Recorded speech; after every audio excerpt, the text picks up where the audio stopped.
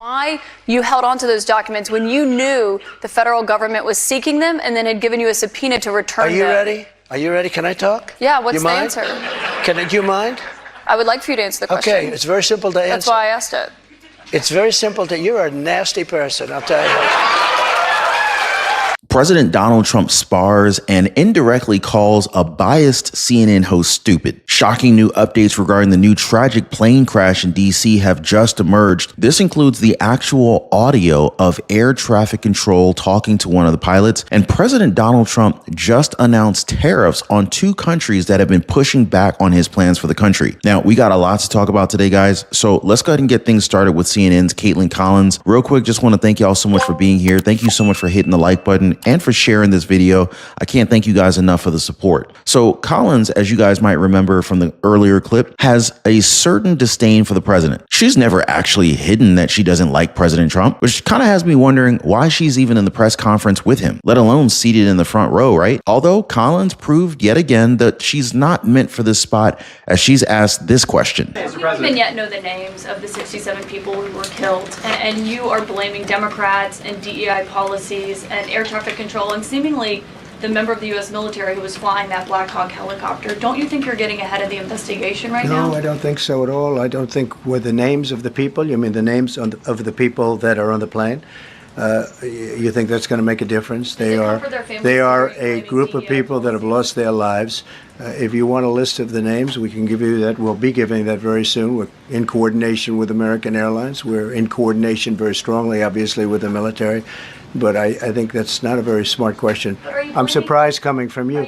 The president was again asked about this statement, to which he replied that, unlike others, he has common sense. Mr. President, you have today blamed the diversity elements, but then told us that you weren't sure that the controllers made any mistake. You then said perhaps the helicopter pilots were the ones who made the mistake. It's all under investigation. I understand that. That's why I'm trying to figure out how you can come to the conclusion right now that diversity had something to do with this crash. Because I have common sense, okay? And unfortunately, a lot of people don't. We want brilliant people doing this. This is a major chess game at the highest level. When you have 60 planes coming in during a short period of time, and they're all coming in different directions, and you're dealing with very high-level computer work and very complex computers. And one of the other things I will tell you is that the systems that were built, I was going to rebuild the entire system, and then we had an election that didn't turn out the way it should have. But they didn't build the systems properly. They spent a lot of money renovating a system, spending much more money than they would have spent if they bought a new system for air traffic controllers, meaning the computerized systems. There are certain companies that do a very good job. They didn't use those companies. They used companies that should not have been doing it. While this is a sad time, it's somehow good to see that the president is still willing to face the press. Now, you can't imagine Joe or Kamala Harris doing this, right? And I have an update with this crash, and it sure sounds like President Trump has a point here. Besides basically calling Collins a stupid, the president maintains that merit and experience should outweigh any DEI policy. So as long as you can do the work efficiently and correctly, then there's a chance that you're accepted, with race and diversity playing no role as to why you're being hired. Speaking of which, some theorize that the number of staff that night may have contributed to this accident. Investigators say there are a lot of possible causes to this mid-air collision. At this point, it's simply too early to know for sure what would have led to this crash, and it's likely going to be at least a month before we get a preliminary report. As you mentioned today, we expect divers to return out to the crash site. We've had patrol boats out there all night long, keeping an eye on this wreckage, and they're even going to start trying to remove some of this debris.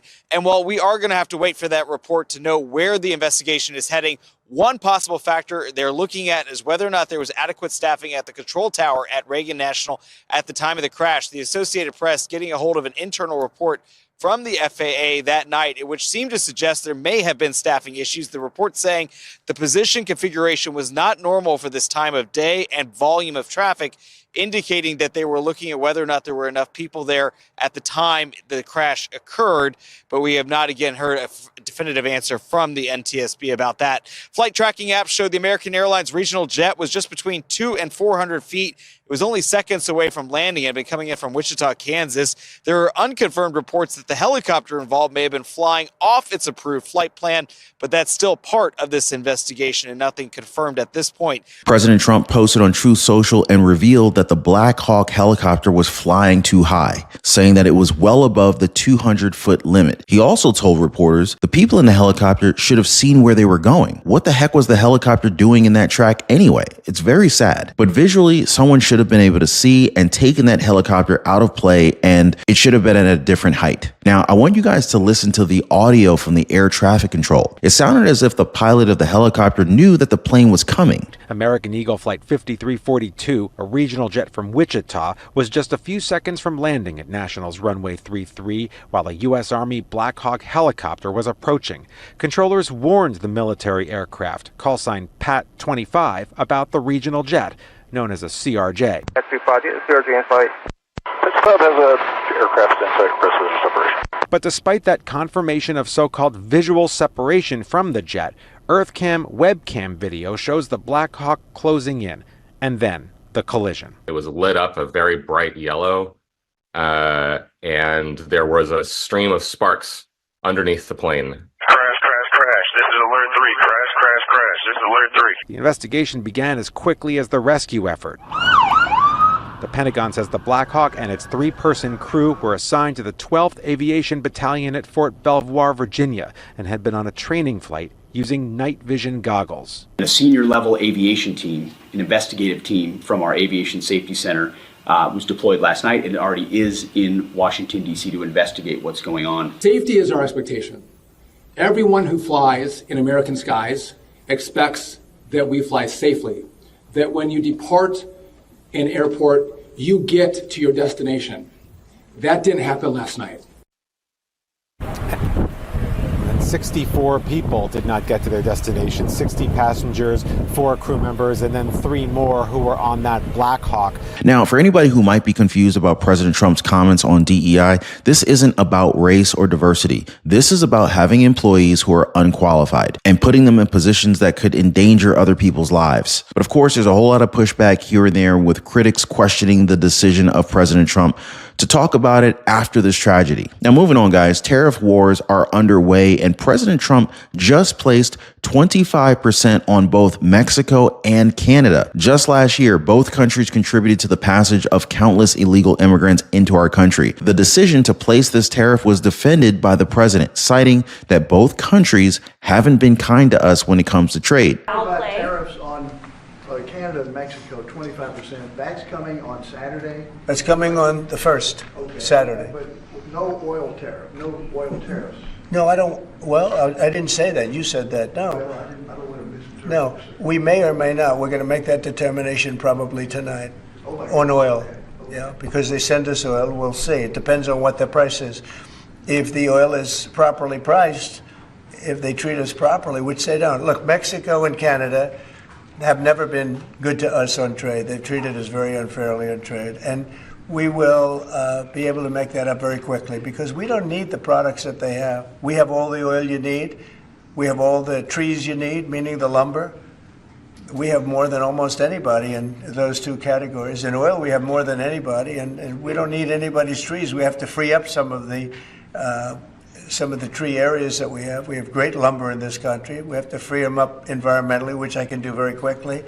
But we don't need what they have. And for us to be subsidizing Canada to the tune of $175 billion a year and subsidizing Mexico to the tune of $250 billion, $300 billion a year, and Mexico is a method of China sending in its product. And with China, I'm also thinking about something because they're sending fentanyl into our country, and because of that, they're causing us hundreds of thousands of deaths. So China is going to end up paying a tariff also for that, and we're in the process of doing that. We'll make that determination what it's going to be, but China has to stop sending fentanyl into our country and killing our people. Many critics of the Trump administration say that these tariffs will only make our costs much more expensive. because these countries will then opt to just pass the added expense on to the customers. Are any of you guys in favor with the current president's tough stance when it comes to tariffs? Now, I just want to go ahead and redirect you guys to something else that the president is standing strong on. That would be our borders. Now, I covered this in a previous video where the Mexican cartels, they seem to be firing back, literally. Make sure you guys check that one out because it looks like our government is in for a full-blown war with these people. As always, appreciate y'all hitting the like button. Thank you for sharing this video and subscribing. See you next time.